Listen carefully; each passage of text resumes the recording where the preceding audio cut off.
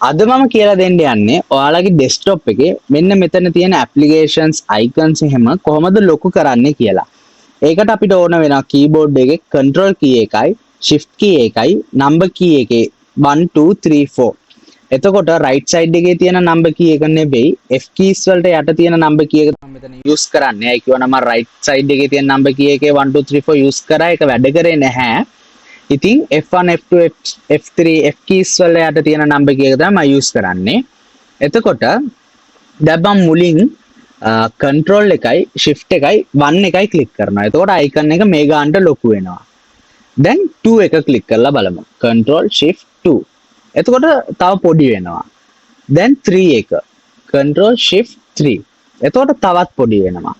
එතකොට දැන් 4 එක control shift 4. එතකොට මේ වගේ පොඩිම වෙනවා. ඉතින් ඔයාලටත් කැමති ගානට ඔයාලගේ මේ icons ටික resize කරලා තියාගන්න පුළුවන්.